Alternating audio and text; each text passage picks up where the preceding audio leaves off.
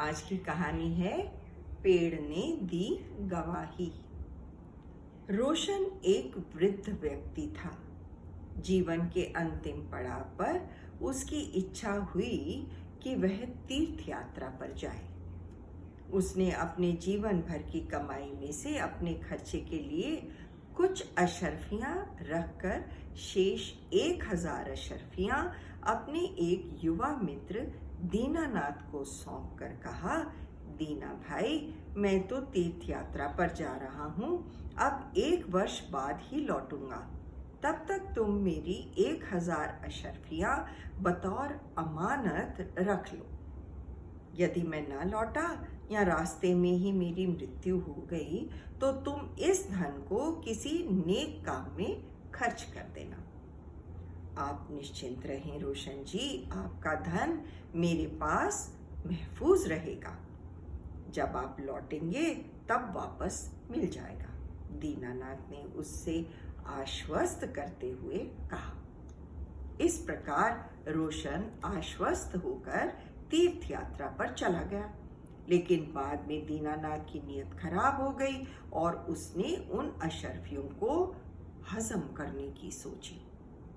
1 वर्ष बाद रोशन तीर्थ यात्रा से लौटा और दीनानाथ के पास जाकर अपनी अशर्फियां मांगी, किंतु दीनानाथ साफ मुकर गया। उसने रोशन को पहचानने से भी इनकार कर दिया। रोशन ने काफी मिन्नतें की, किंतु दीनानाथ नहीं माना और रोशन को बेइज्जत करके घर से भगा दिया। बेचारा गरीब रोशन मन मार कर रह गया। उसकी जिंदगी भर की कमाई उसका मित्र ही लूट कर ले गया। उसे यकीन ही नहीं हो रहा था, किंतु सच्चाई उसके सामने थी। उसने निश्चय किया कि वह दीनानाथ को सबक सिखा कर रहेगा।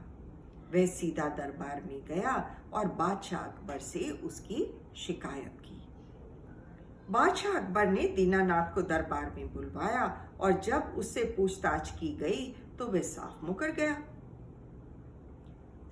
रोशन इस मामले में ना तो कोई गवाह पेश कर सका और ना ही सबूत।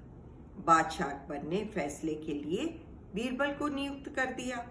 बीरबल ने दोनों से पुनः पूछताछ की, लेकिन दीनानाथ अपनी बात पर अटल रहा कि उसने अशर्फियां नहीं ली हैं।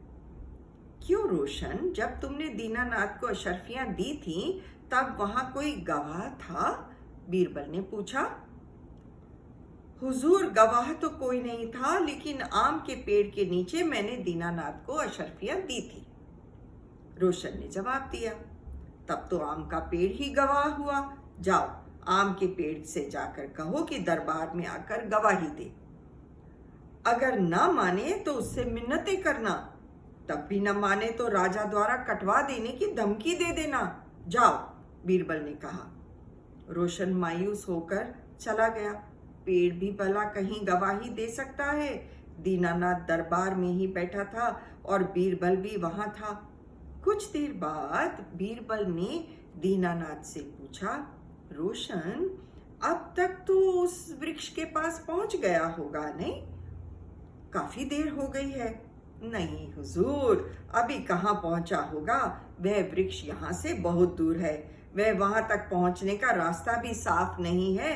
वह बुजुर्ग है, इसलिए उसे तो और भी देर लगेगी, दीनानाथ ने जवाब दिया। बीरबल कुछ न बोलकर रोशन का इंतजार करने लगा। काफी देर बाद रोशन दरबार में लौटा और बोला, हुजूर, मैंने पेड़ से बहुत कहा, लेकिन उस पर तो कोई असर ही नहीं हुआ।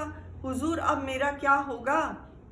तुम चिंता मत करो, पेड़ यहाँ आया था और गवाही भी दे गया, वह भी तुम्हारे पक्ष में।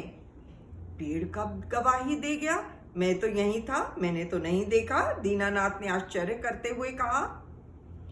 तुम्हारी चोरी पकड़ी गई है दीनानाथ। जब मैंने कहा था कि रोशन पेड़ तक पहुंच गया होगा, तब तुमने कहा कि अभी नहीं पहुंचा होगा। इसका मतलब यह है कि तुम जानते थे कि वह कौन सा पेड़ है और कहाँ है। नहीं तो तुम स्वयं भी उस पेड़ के प्रति आश्चर्य प्रकट करते, लेकिन ऐसा नहीं हुआ। अब सीधी तरह बता दो कि रोशन की अशर्फियां कहाँ हैं, वरना तुम्हें सजा मिलेगी। दीनानाथ डर गया और उसने स्वीकार कर लिया कि उसके मन में लालच आ गया था। उसने माफी मांगी और रोशन का धन वापस करने को राजी हो गया। बीरबल के न्याय से बादशाह अकबर बहुत प्रसन्न हुए। धन्यवाद।